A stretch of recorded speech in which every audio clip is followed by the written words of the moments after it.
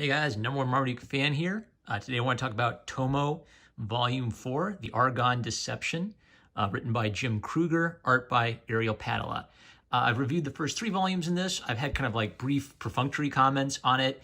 In this one, I thought I'd actually dig into some of the dialogue a little bit to illustrate my points. The TLDR version is, I recommend this series. It's an interesting Christian manga series published by Zondervan. Tom Bancroft, who I know is a Disney artist, co-created the character with Rob Corley. And as I talk about it, the best thing I think it's doing is it's using Christian inspiration for subtle story themes and not really preaching. So I think that young readers would get a kick out of it. In places, it's a little corny, or maybe you can tell it's written for like an 8-year-old reading audience, but the story themes, I think, are excellent, and Ariel Padilla's art is simply phenomenal. So in the previous volumes, Hannah has moved to Japan, from Japan to America, and met her grandfather, who is a Christian Japanese immigrant. Tomo is a pet raccoon who lives in the house, and we've just learned that he possesses the power of speech, and we suspect he's from Argon Falls, a magical realm that you can enter through a portal in our world. Argon Falls, the people of Argon Falls have been transformed into animals, and they appear to be under the influence of a mysterious, traitorous sorcerer who's poisoned their minds with his lies and deception. So the principal villain is this guy, Ardath, who is the older brother of young Prince Palon, and seized control of the kingdom. He seems to be a conflicted character who just wants to be a good king, but he's under the influence of Ernado, the sorcerer. So will Hannah rise to the challenge of rescuing this kingdom? I've highlighted the scenes I want to talk about. So one thing I really like about Hannah is, at first, she didn't seem to have much of a personality to me. I called her Japanese Dora the Explorer in Volume 1, but over volumes 2, 3, and 4, we've seen her start to really develop a personality. I would say that what they do to kind of underscore her humanity is they keep having her make sort of like juvenile mistakes. She doesn't do anything like particularly outrageous. She's not like a deeply conflicted anti-hero character, but she makes little mistakes, right? So like Tomo will transform into a spider, and she'll freak out and forget what she's doing and try to stomp him, right? And like her grandfather and Tomo will keep kind of like roasting her, kind of like asking her, "Are you like really mature enough to do all this stuff? Are you really mature enough to go through this tough fight with us?" So that's a good character moment for her. They make sure that she's not a Mary Sue. She has flaws. My favorite aspect of this whole book is how well the villain, Ernado's deception, is. There's a strong influence of Satan in the Garden of Eden on his character. And for Ardath and Palon, the two princes, the older and younger brother, there's a kind of Cain and Abel or Jacob and Esau inspiration to them, where the father favored the younger brother Palon. He didn't trust Ardath with all of these secrets, and Ardath is outraged by this because he believes that he will use these secrets to protect his people. He feels like he's been mistreated. I'm going to read some of this dialogue because I just think it's a really good example of subtle writing. So this guy says, "I hear that Ernado poisoned the king, and Prince Palon has vanished. Strange things are happening, my friend.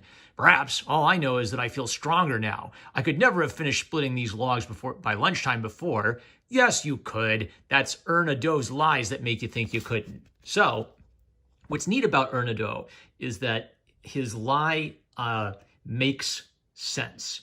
He gets the people by saying, "You are not prepared. The king has all of these secrets. If you knew the king's secrets, you'd be able to prepare for the trouble that's coming," which is true. There is trouble coming. There's a prophecy that their kingdom's going to be in trouble, but Ernado gets them to put him in power by warning them about this problem that he's actually going to create.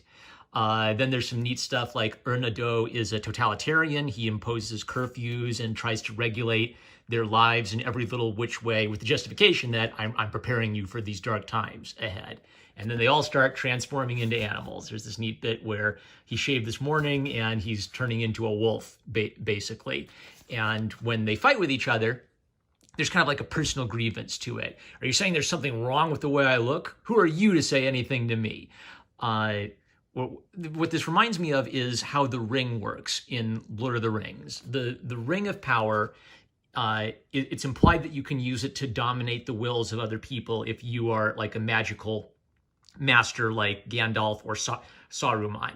And people like the people of Gondor, when they touch the ring or come in contact with the ring, they have these visions of themselves as heroes conquering Sauron. Even Samwise has a vision of himself as Samwise the Strong if he just takes the ring. And what's kind of neat about the ring is you never really see it being used like a magic item in a video game. You know it can do all this stuff, but throughout, it's really kind of like a forbidden, untouchable thing. If you ever give in to it once, it'll dominate you from that point on. So what I like about the depiction of evil in this is that evil corrupts you first intellectually. It gives you a good reason to think that Erna-Doh is a good guy.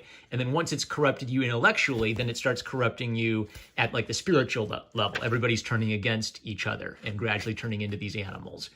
There are a few different subplots. So there's like the Magical Kingdom subplot, and then there's a subplot where the two mean girls at school pinned something on Hannah. They stole the answer key to a test and slipped it in her backpack. So Hannah's been suspended wrongly.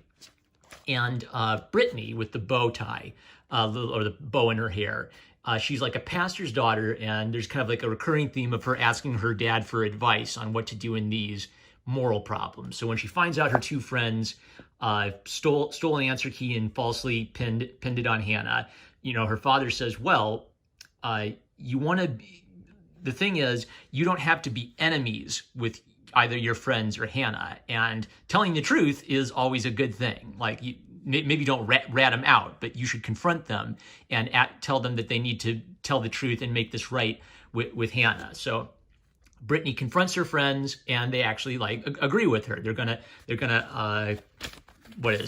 gonna come clean about what they did. And I kind of like this because there's a nice comedic element where they've been bullies to Hannah, and now they're crying and bawling their eyes out like little babies. So there's like a poetic justice element to that. And I also like the theme of the bully characters having a redemption arc, because in a lot of cartoons, like, the bullies just stay stock bully characters the whole time, and they never grow as characters. So I like this development.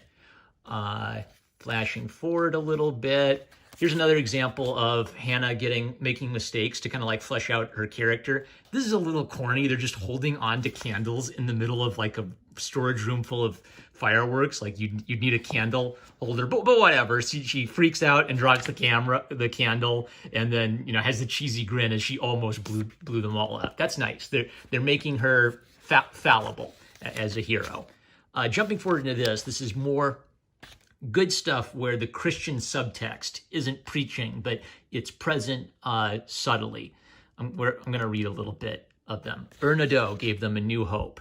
He had stories of our distant past that we had long forgotten. He told us of our hidden power to overcome the things that had hindered us from being who we really were. He told us that we had been deceived by our ancestors. He said that their old ways were useless and were only in place to force us to believe what they believed. This is important for you to understand, Hannah. When people are afraid, they do the wrong things. Rather than hold on to each other, they run away from each other. They do whatever they can to save themselves. So Erna-Doh's deception is the traditional ways have locked you in the past. You're not prepared for danger. Trust me, put me in control, and I will prepare you for danger. And he's turning them on each other, which is great. What it really is, it's kind of like for 8-year-olds, it's the theme of like, how would a Hitler come into power? And so many stories use like Nazis as a stock bad guy, but they never get into like what actually makes a villainous ideology seem attractive to some people. And here the attraction is very clear. Erna-Doh seems to offer them safety. Erna-Doh knew this. People of Argon Falls, do not fear, for a new day will dawn. Together we shall be a mighty people once again. A new day had dawned, but it was darker than night, for we had exchanged the truth for a lie. Our people were easily led and gave Ardath the gift of their freedom.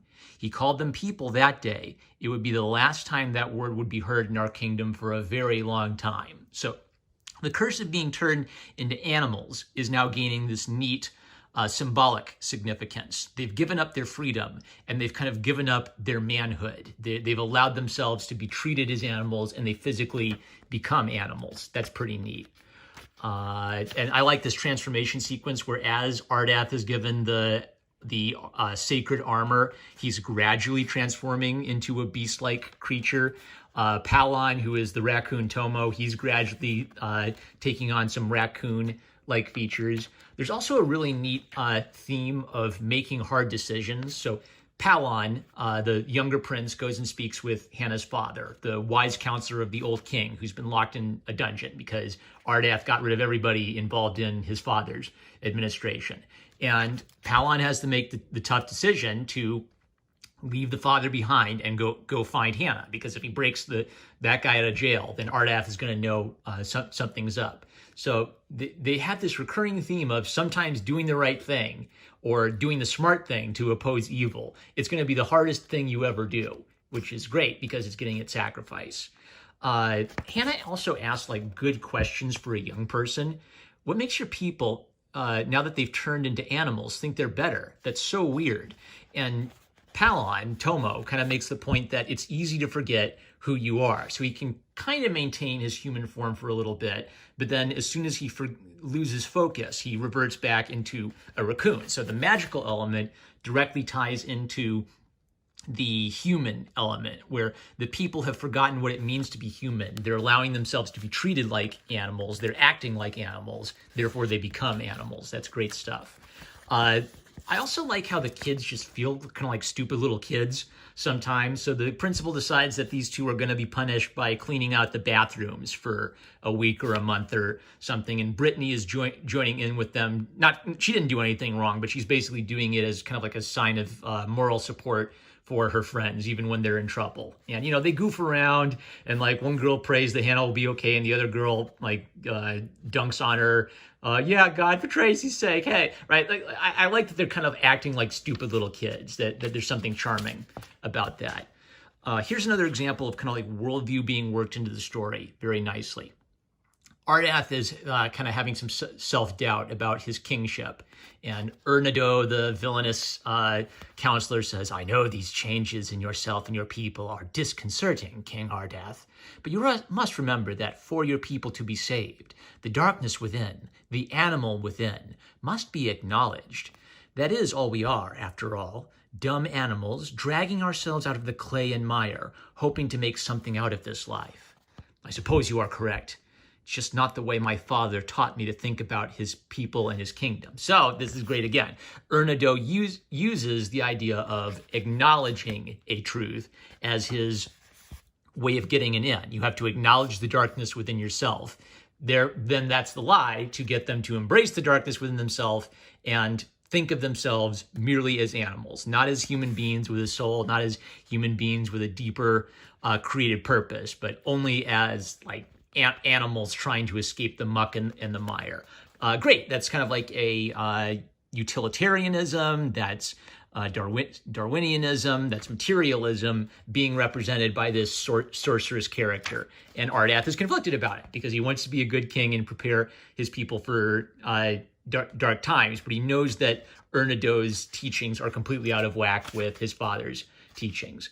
Fantastic. So I will continue to read this, and you should 100% be checking it out. Real quick, let's do a quick little comment on a floppy edition. So this is The Astounding Wolfman #1, written by Robert Hawk Kirkman, art by Jason Howard.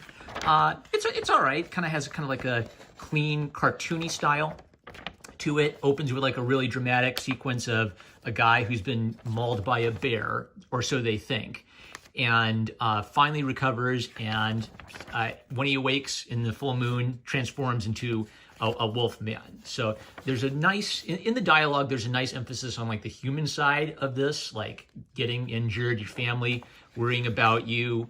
And then when it gets back home, we realize that they're a very wealthy family and he's a businessman who owns a company. It seems like he's having a hard time balancing work and life. Like he can't always make his daughter's game, but he wants to be a supportive father. So, you know, he plays a game of tennis with his girl to show he's supporting her. But in the background, we can also tell he's having some business troubles. And his injuries had long-term consequences on the family business. He has a nice little talk with his wife, and he feels like a human guy. She feels like a human girl, and the wolf transformations keep occurring. And they put 2 and 2 together that the wolf is wearing trunks exactly like his, and the wife figures out that must be him. Then a mysterious fellow, seemingly a journalist, enters and says, "I'm going to take you under my wing," and dramatic revelation, he's got vampire teeth. So nice little setup to a story. I appreciated how there's kind of like a balance between the father having, trouble, making time for his family, the pressures of work building up on him. But it's good. Like, he's not falling into like the 90s sitcom stereotype of the mean business dad who never makes time for his kids. He's a conflicted guy. He knows he could do more to be a good father. He's doing some things to show that he's a good father who cares, but the pressure's building up on him. So I'm interested to see what direction this would go. That's it. That's our floppy book and our review for the day. So I love you guys. I'll catch you later.